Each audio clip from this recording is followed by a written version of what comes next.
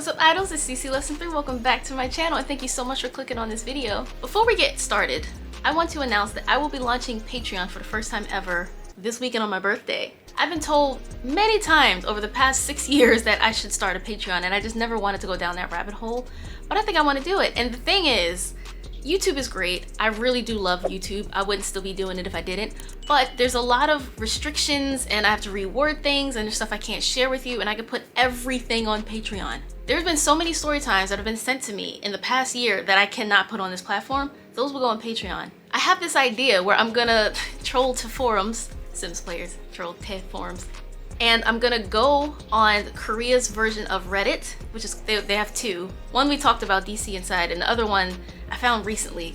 And I've been going through the depths of these comments, what these men and women are saying back and forth to each other, and it's so silly.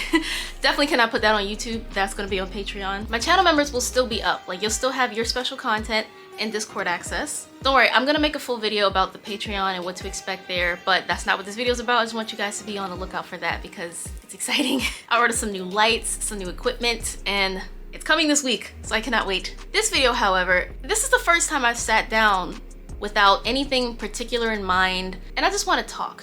A lot of the comments on my videos are people saying, now I don't want to go to Korea. Oh, I can't believe they're doing this in Korea. Is Korea safe for women? This makes you feel weird about going to Korea. And that is never my intention at all. It's just to let you know it's not going to be all perfect when you get there, but it's also not awful. I'm curious, of the people watching this video, how many of you have gone to Korea? Like, and what did you think about it? Was it more than what you expected? Was it less than you expected? Was it pretty much exactly what you expected? Every single place has good and bad things. And I just wanted to talk with you guys about what it's like to be a foreigner in Korea, like what it's actually like to be a foreigner in Korea. The good, the bad, and everything in between. Let me try and set the scene, a POV. I'm gonna talk about what it was like for me when I was in Korea, why I still go back when I can. And a lot of people ask me, do I ever plan to live there again? Would I ever want to live there again? I'm gonna get to that. I first got to Korea, 2017, so excited, could not wait. I felt like I was living a K-drama. I got there mid-winter, it was freezing, but it was also so exciting. It's also the first time that I left North America. I was completely by myself, aside from, I was in the talk program. You guys know that program ended back in 2021. But one thing they did do is they arranged groups for teachers based on the province you're going to be teaching in. So like, I taught in Jeju, they put me with other Jeju teachers. I did technically go to Korea alone, but I was able to quickly make friends. I can't emphasize it enough. A lot of people tell me they're so scared to go to Korea by themselves. As a foreigner, it is so easy to link with foreigners. It just is. I think the first thing that really stood out to me when I got to Korea was being stared at. And I think one of the reasons I kind of wanted to make this video now is because, as you guys know, I'm in Hong Kong and I've been here for about a month already.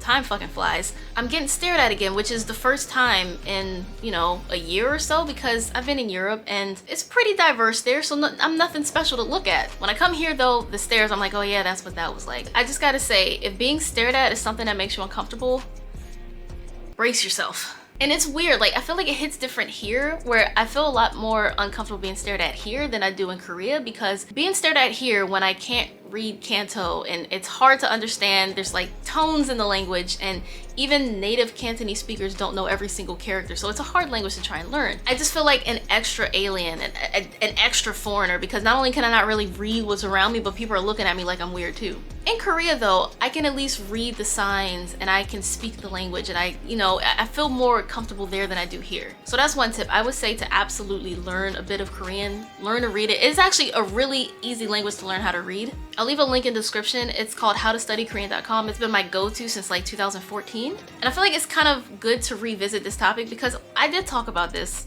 over the years on my channel, but we learn, we change, we evolve. And now being in my 30s, I'll be 31 on Saturday, I feel a lot different than I did when I was like 25 making those videos. In Korea, especially in 2018, I was deeply insecure. I don't know why it hit me so much in 2018. Okay, actually I think I do. I just answered my own question. I think in 2017, I was just so excited to be there. Everything was so new to me. Everything was a different experience. Me and my friends were just letting loose in the clubs literally every weekend. I was flying from Jeju to Seoul to hang out with them. Like, this was life. And I think the second year when things started to kind of repeat, that's when the excitement kind of wore down, and that's when my internal struggles and emotions came up. We've talked about it a lot. Korea is a couple culture, and when you see cute Korean couples everywhere and you're a single foreigner and no one looks like you, it weighs on your self-esteem. I remember going to different beauty shops, like when I'm trying to get a new moisturizer or a cleanser. Tony Moly, for example, they have like this panda white cream or something. I don't know what's in it, but when you rub it on yourself, it's like a white paste that makes you look paler. And every time I would go into these shops, the workers would recommend this to me, like I should be whiter, or I would be prettier if I was whiter. Things like that definitely weigh on you after a while. After coming and going to Korea, I've got this realization. Like, I was there for all of 2017, all of 2018, and 2019 I was there from January, February, and then September, October, November, and then 2020 was COVID, so I didn't go nowhere. And then in 2021 I was there from February, March, April, May, June, and then 2022 I was there from May, June, July, August. And I kind of feel like, for me personally, Korea is a place that I love to visit, short term only. Long term, like living there, settling there, that's something I would never want to do. For one, I can't even imagine what it would be like to raise a child in South Korea. The academic pressure is so insane. Bullying culture is not, you're starting to see it now be addressed, where a fucking idol or celebrity will blow up in a drama or on a TV show and then be called out 15, 20 years later for bullying incidents. We're seeing it now with the Marry My Husband thing. I can't imagine what my kid would go through being like black as well. So a lot of people ask me, would I ever go to Korea to live there again? Nope. I've got it out of my system. Living there was fun, and I always recommend it. Everyone who wants to live in Korea, see for yourself. To this day, I've not met a single person who went to Korea and hated it. Everybody I know is dying to go back to visit. That could be because they only went for visits, and maybe they didn't have to deal with living there, because it's little everyday inconveniences, like having a foreign name. Your name has more characters typically than a 3-syllable Korean character, sometimes 4 or 5, but you can never fit your name on documents and stuff. Like, you gotta draw on the side of the page and write really small, like those little types of things that just makes you feel more isolated. I'm over here in Asia again. Another thing that I really take for granted when I'm not over here is the fresh air. There's just a general haze oftentimes, and I got headaches from it. I feel like one of the things that makes Korea so cool and so special is, for a long time we've known so little about it, I guess, and I feel like the way most people are introduced to the idea of Korea is K-pop and K-dramas. So we see this squeaky clean, wholesome, happy-go-lucky image put out there where everyone is so nice and sweet and gentlemanly and cute and aegyo, and that's what you expect, and that's exciting to be in that bubble. But like every other country on this planet, Korea has many issues. I feel like it's my catchphrase at this point, but don't go to Korea and expect a K-drama, but don't go to Korea and expect hell either. Like, you're gonna have some great days, you're gonna have some bad days. I can't remember if I talked about this or not. I might have, but I'll never forget 2017, we had a long ass Chuseok break. It like coincided with Hangul Day. I can't remember what else, but like I had like 12 days off of school, including the weekends. It was lovely. So that was the most time I got to spend in Seoul without having to fly back and forth from Jeju. And I got like a little tiny hotel room by myself, and I was gonna meet up with my friends. We were going to Everland for the first time, because one cool thing is, I don't know if it's still a thing, but when you go to Everland as a foreigner on Chuseok, you get a discount. Like, you get half off for being a foreigner going to Everland during Chuseok. I was with 3 friends, and I didn't have a good time at all. Like, most of the time they didn't know what they wanted to eat. I wanted to get on rides. They were just trying to figure out what food we were gonna have. And it was a really crowded place, and I'm seeing all these happy people and these happy couples, and the 3 of them were staying at a hotel. And it's funny because that hotel that they stayed at was actually the one that I ended up quarantining at in 2021 during COVID. 2 weeks of quarantine. So when I got there, I was like, oh shit, I know this hotel. But I had to go all the way back up to Seoul by myself, and I don't know, I can't quite place what happened to me that day. But after I left them and got back to Seoul, I started to just cry my eyes out. I'm walking around Gangnam by myself, listening to some sad ass music, just crying my eyes out. I still can't quite place what caused that breakdown. Okay, so it's actually pretty crazy, because while I'm editing this video, editing this breakdown I had, I remember another breakdown I had in Korea in 2021. I was doing a cherry blossom springtime vlog for my channel members, and I was out a lot by myself. My friends were working, I have too much free time, And I didn't know a lot of people still outside of my friends who were busy at work. So I would go out and wander around Korea alone, listen to my music, enjoy the weather. And I was in Yeouido at the Cherry Blossom Festival Park, just watching everything bloom. And I got my mask on because it's, still heavy COVID. And I just broke down crying. I was looking at all these people happy with their loved ones and their friends and their partners. And I was there by myself and I walked around crying. So this just happens periodically to me, and I notice a theme. It happens when I'm seeing other people be happy and I'm by myself. And that's another reason why I'm not big on solo travel. Like, I much prefer to be out with people that I know and care about. That's it. Enjoy the rest of the video. That happened. It's so crazy. Like, living in Korea made me deeply insecure. I didn't start to feel like really, really good about myself until I left Korea. When I got back to the States at the end of 2019, I just knew 2020 was gonna be my year.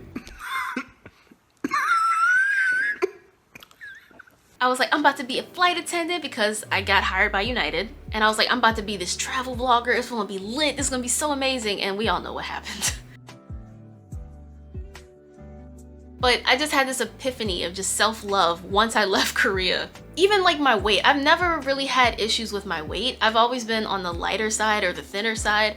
I'm about 5'4", and I've always been between 123 to 128 pounds or whatever. Except in uni, I did go up to like 140 or 136. But even at that size and height, I felt kind of big in Korea. I couldn't find jeans to accommodate my thighs, and my thighs are not big, nor my butt, but it's there. I think another reason I wanted to talk about this is because my boyfriend's in like education, sort of, that's all I'm gonna say. He'll talk to me about like the students and stuff, and I reminisce on what it was like to be a teacher. And I do miss that a lot. Like, the kids were so sweet. Don't get me wrong, there were days when they were absolute little shits. Like, oh my God, where they just chose chaos and violence, would not cooperate. But at the end of the day, you can't stay mad at them. Like, they're kids and they were so sweet. Like, little things like walking me to the bus stop so I'm safe, or asking the bus driver to honk the horn so they can say, "Bye, teacher," and yell at me out the window. On Teacher's Day, when they would write the notes and be like, "Oh, I love English, you're making English fun. I love J Teacher. J Teacher's so fun. J Teacher, you're so cool." That's why it was a little nice back in 2022 when I got to teach again briefly, but it was nice to dust off the teacher boots. I do feel like living in Korea has some really cool side effects as well. Like, naturally, you just get better skin because the skincare is popping in Korea. Oh my God. Like, I like to diversify what I eat and all that stuff, and where I shop, where I get goods from. But the thing that I will never go back on, I will always stick to Korean skincare products. A lot of people will be like, "Oh my God, drop the skin regimen, you're glowing." I did a reel about it, so y'all can check that out. But I love Korean skincare. Living in Korea has influenced the way I dress. It's a lot of pressure being in Korea as a foreigner, especially because there's already so many stereotypes about everyone. Like I said, I mean, hello, people go to Korea and think that all the men are princes there and all the girls are passive, cute, soft-spoken type, you know what I mean? So like, everybody has stereotypes about every group of people. But when you go there as a foreigner, they have the same stereotypes about you. They think you might be loud and obnoxious or easy, arrogant, maybe not as smart. Like, there's a lot.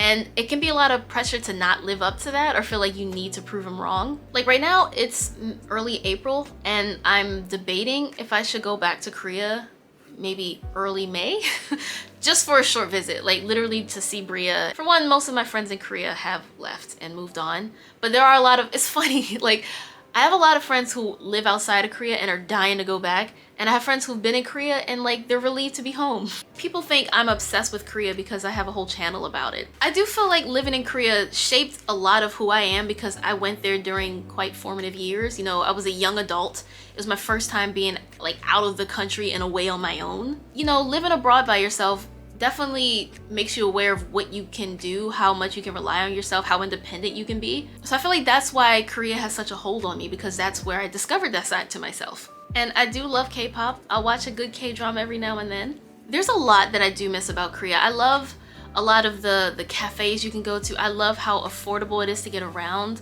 I love how there's always something to do. I will say, if you're someone who loves being the center of attention, you will love being in South Korea. There are a lot of extroverted people out there who would welcome the stares and stare them down like, "Hey girl." You know, it's nice to be the center of attention when you feel good about yourself, but there are days where the type of stare I think matters a lot too. Like there's that, whoa, when you're beautiful, but there's also that like, what the fuck is that? I like the Korean language. Like I like how it sounds. I love Seoul, though I think Busan is better. Like I love the aesthetic and the vibes in Korea. But there's a lot of things there that they really need to work on. Like the way they treat women in that country, it's insane. The way they're so soft on crimes, like certain crimes against women in particular. If you're caught smoking some grass, you will do more time than if you were a woman. Even being here in Hong Kong, I'm just reminded of how isolating it feels to be a foreigner. I really miss diverse environments. Like I like looking around. Do you know how excited I get here in Hong Kong when I see the occasional black person? And it's like that in Korea too.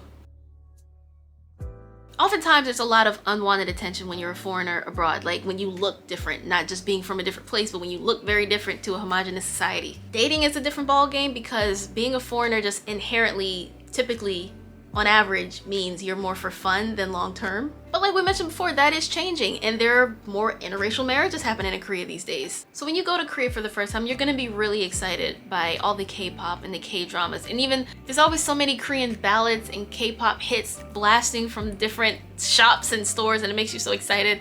And in many ways, it feels like Korea is living in a future. There's so much to do in Korea. There's so much amazing mountainous landscapes, beautiful beaches, especially like Busan and Jeju. Really cool cities to visit, amazing food to try, and a lot of locals who are friendly and want to interact and share their country. I make all this to say that South Korea, just like anywhere else in the world, has good and bad. Me personally, I love Korea.